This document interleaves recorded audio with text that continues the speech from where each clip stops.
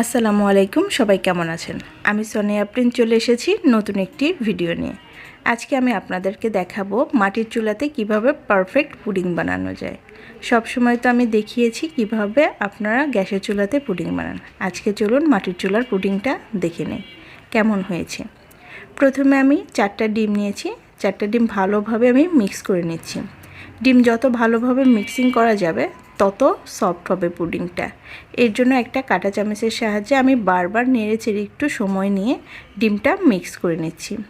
ডিমের মধ্যে যে আঠালো ভাবটা থাকে সেটা যেন না থাকে, ডিমের মধ্যে যে পানি পানি ভাবটা ওইটা যেন চলে আসে, সে পর্যন্ত এটাকে মিক্স করে নিতে হবে। এবার আমি এটার মধ্যে অ্যাড করে দিব প্রায় 1.5 কাপের মতো চিনি। চিনি পুরোটা আমি একসাথে দিব না, প্রথমে আমি অ্যাড করে দিব 1 কাপ চিনি, তারপর ভালোভাবে আবার মিক্স করে নিব। এরপরে বাকি চিনিটা অ্যাড করে দিব। যখন উপর দিয়ে একটু পানি পানি ভাব চলে আসবে তখন বুঝতে হবে চিনিটা পারফেক্টলি গলে গেছে। এবার এটার মধ্যে অ্যাড করে দিতে হবে সামান্য পরিমাণের লবণ।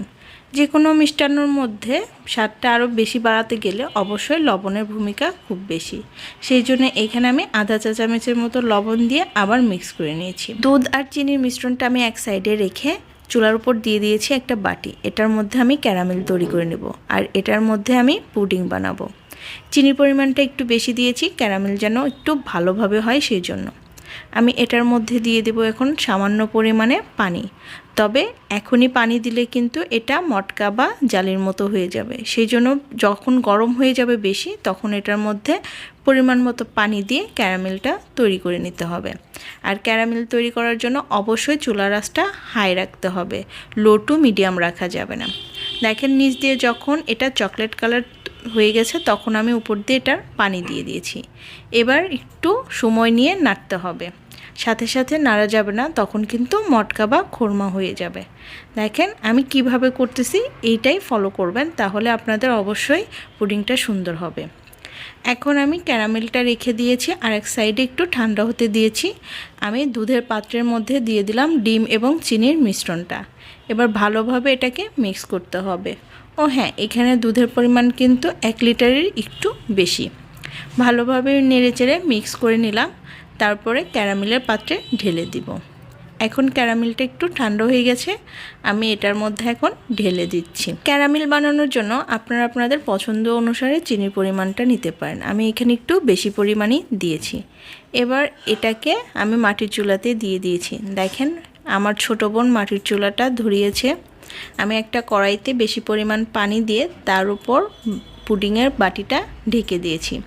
এবার উপর দিয়ে আমি আর একটা পাত্র দিয়ে ঢেকে দিব বা ঢাকনা দিয়ে ঢেকে দিব। মাটির চুলায় পুডিং বানানোর সময় খেয়াল রাখতে হবে চুলার আঁচটা যেন হাই না হয়, লো টু মিডিয়াম হলে ভালো হয়। আর যদি কয়লা দিয়ে আপনারা করতে পারেন আরও ভালো। আস্তে আস্তে আমার বোন সব ধরনের খড়ি দিয়ে এটাকে ধরানোর চেষ্টা করছে। ও ছোট মানুষ, তারপরেও পারফেক্টলি ও কিন্তু জালটা ধরাতে পারে, আমি এটা পারি না। প্রায় আধা ঘন্টা প্লাস জাল করার পরে আমাদের পুডিংয়ের দেখি ফাইনাল লুকটা কেমন। আমি উপর দিয়ে একটু টাইলসের ভাঙা অংশগুলো দিয়েছিলাম যেন ভিতরে পানি ঢুকে না যায়। দেখেন পারফেক্টলি আমাদের পুডিংটা হয়ে গেছে আর এটা কিন্তু অনেক বেশি লোভনীয় লাগছে। আমি এবার পুডিংটাকে সেট করে নিয়েছি, এবার ঢেলে দেখাচ্ছি আপনাদেরকে কেমন হয়েছে। দেখেন ক্যারামেলের পানিগুলো বের হয়ে এসেছে আর এটা কিন্তু খেতে দারুণ লেগেছিল। আমরা সবাই অনেক বেশি তৃপ্তি সহকারে খেয়েছি। কেমন সুন্দর হয়েছে না মাটির চুলাতে পুডিং। আর গ্যাস ফুরিয়ে এভাবে পুডিং বানাতে হবে না। এখন আপনারা গ্রামের সবাই মাটির চুলাতেই এরকম ইয়ামি পুডিং রেসিপি করতে পারেন। বাচ্চাদের বায়নাগুলো ইজিলি আপনারা এখন পূরণ করতে পারবেন। আজকের মতো বিদায় নিচ্ছি, দেখা হবে নতুন কোনো ভিডিওতে। সে পর্যন্ত সবাই ভালো থাকবেন, সুস্থ থাকবেন। আল্লাহ হাফেজ।